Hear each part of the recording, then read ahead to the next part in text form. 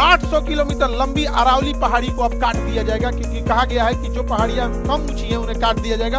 अरावली पहाड़ी जो है वो 93% ऐसी पहाड़ियां हैं जो 100 मीटर से कम नीचे है। भैया वहां तो दुनिया की सबसे पुरानी पहाड़ है, 2.5 साल पुरानी पहाड़ है, वहां पे उसके 93% पहाड़ों को काट कि हमें भी शेड्यूल 6 दो, कि जब तक हम परमिशन न देंगे कि कौन सा पहाड़ खोदना है, कहाँ पे माइनिंग करनी है, कहाँ होटल बनाना है, कहाँ इंडस्ट्री बनाना है, यहाँ सेंट्रल का नियम नहीं चलेगा, शेड्यूल 6 चलेगा।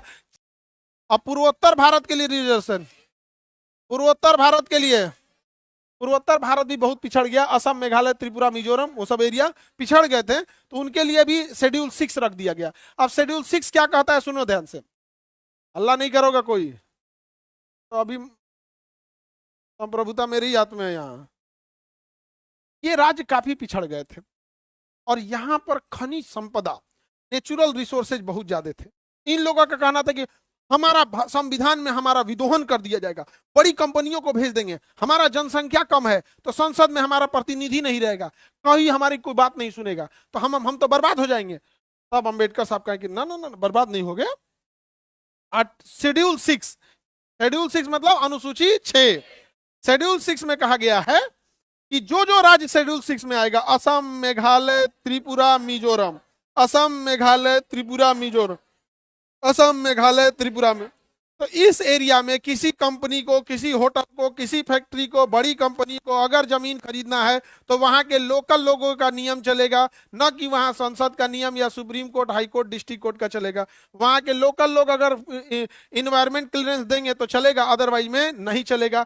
अब बताइए, वहां का जंगल आज भी सुरक्षित है पूर्वोत्तर का, वहां के खनन आज भी सुरक्षित है, बचा के कौन रखा है, शेड्यूल 6। ऐसे ही जम्मू कश्मीर में, लद्दाख में सबसे ज्यादा खनिज है, लेकिन लद्दाख में बर्फ इतना है और वहां सबसे ज्यादा सेंसिटिविटी है, बहुत ज्यादा खनन हो जाएगा, बहुत ज्यादा अगर प्रदूषण होगा, फैक्ट्रीज लगने लगेंगी, होटल खुलने लगेगा, इंडस्ट्रियलाइजेशन होगा, यहाँ का बर्फ पिघलेगा, कंपनियां अपना पैसा कमा के लेके चली जाएंगी, वहां के रहने वाले वैसे ही बर्बाद हो जाएंगे जैसे आज धनबाद और झरिया के लोग वहां पे कोयला निकालने के बाद जो आग लग गया है, वहां के आदिवासी आज मर रहे हैं, बड़ी कंपनियां पूछने नहीं जाती है। तो यहां भी जरूरी था शेड्यूल 6। पिछले 4 साल से सोनम वांगचू यहां आर्टिकल शेड्यूल 6 मांग रहे थे कि हमें भी शेड्यूल 6 दो, कि जब तक हम परमिशन न देंगे कि कौन सा पहाड़ खोदना है, कहां पे माइनिंग करनी है, कहां होटल बनाना है, कहां इंडस्ट्री बनाना है, यहां सेंट्रल का नियम नहीं चलेगा, शेड्यूल 6 चलेगा।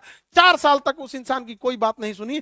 लेकिन अगर नेपाल में प्रोटेस्ट हुआ तो वहां के बच्चे भी थोड़ा उग्र हो गए, उन्होंने भी प्रोटेस्ट किया, उनके ऊपर वही धारा लगा दिया गया जो आतंकवादियों के ऊपर लगता है, नेशनल सिक्योरिटी एक्ट, काट के जयपुर की जोधपुर जेल में रख दिया गया। हम भीड़ तंत्र वाले लोग को कोई मतलब नहीं बना है कि वो इंसान इस देश के लिए क्या किया था, वो इंसान इस सेना को ठंड में रहने के लिए टेंट दिया था जहां सेना का नेटवर्क नहीं चल रहा था, दुनिया में पहला वाईफाई बना के दिया, वाईफाई नहीं लाईफाई बना के दिया, इतनी ज्यादा इनोवेशन किया, उसके ऊपर 3 इडियट मूवी बनी है। 3 इडियट मूवी में जो वहां पर रणछोड़ दास छांचड़ बना होता है आमिर खान, वो कोई और नहीं, वो सोनम वांगचू है जो आज जेल में है इस भीड़ तंत्र में। समझ में आ गया? भारत में भीड़ तंत्र में यही होता है, बस खुश रहिएगा आप लोग और कुछ नहीं। गया वो इंसान जेल में, क्या मांग रहा था, शेड्यूल 6 क्या मांग रहा था, उसे आरोप लगाया गया कि देशद्रोही है, चाइना से मिला हुआ है, ये है वो है, एनएसए लगा, कहां चल गए, खत्म कहानी। क्या मांग रहे थे, शेड्यूल 6, क्या गलत मांग रहे थे, आज देखिएगा बर्बाद हो गया। शेड्यूल 6 में न रहने का नतीजा देखिए, 800 किलोमीटर लंबी अरावली पहाड़ी को अब काट दिया जाएगा, क्योंकि कहा गया है कि जो पहाड़ियां कम ऊंची हैं उन्हें काट दिया जाएगा। अरावली पहाड़ी जो है वो 93% ऐसी पहाड़ियां हैं जो 100 मीटर से कम नीची हैं। संसद ने कहा है कि जो 100 मीटर से कम नीचे है, जो 100 मीटर से ऊंचाई कम है, 100 मीटर का मतलब होता है, आपका समझिए कि 3 मीटर का एक तल्ला होता है, 3 मीटर का एक तल्ला, तो यानी 30 तल्ले से नीचे जो पहाड़ होगा, तो यार भैया वहां तो दुनिया की सबसे पुरानी पहाड़ है, 2.5 करोड़ साल पुरानी पहाड़ है, वहां पे उसके 93% पहाड़ों को काट दिया, पहाड़ को काट दिया जाएगा, क्योंकि शेड्यूल 6 में नहीं है।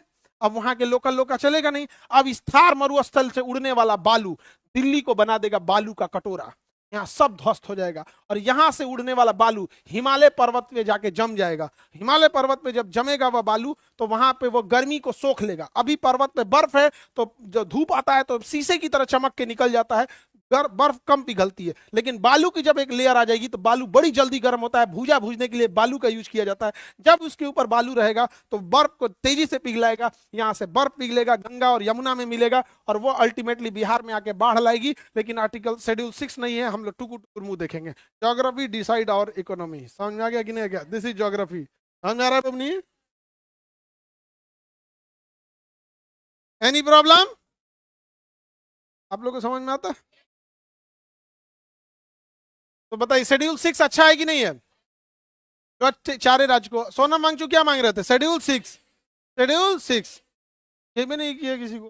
गया जेल में तो जेल में गए, हम लोग को क्या मतलब है? नहीं समझे? हम लोग में क्या भीड़ तंत्र में क्या खराबी होती है? भीड़ चाहती है उनके लड़ाई, उनके लिए कोई लड़ाई लड़े, लेकिन भीड़ तंत्र की खराबी, वो फंसेगा तो भीड़ उसके लिए नहीं आएगी। समझ में गया? दिस इज भीड़ तंत्र। आगे बढ़ जा। उनको घोषित कर दिया क्या चीज? देशद्रोही। नहीं समझे? हम लोग भी ज्यादा बोलेंगे तो हम लोग को भी घोषित कर देगा। लेकिन फिर पब्लिक हम लोग यही कहेगी, अगर हमको कहा जाएगा कि पाकिस्तान की बात करता तो पाकिस्तान वाला खुद आएगा, या भाई उस सबसे ज्यादा हम लोग को गरियाया है। हमरा तो घोषित नहीं कर सकते हैं, और चाइनीज घोषित कर देंगे, चाइना का। एक यही प्लस पॉइंट है आदमी को, नहीं समझे? लेकिन ये चीजें सही नहीं। आगे बढ़े। अरावली पर्वत खत्म होने वाला है, पास हो गया विधेयक। पहाड़ कटेगा सब में बटेगा। आगे बढ़ते। पूर्वोत्तर समझ में आ गया? पूर्वोत्तर शेड्यूल 6 समझ में आ रहा है? बाबू अभी तो हम संविधान में प्रवेश भी नहीं किए हैं।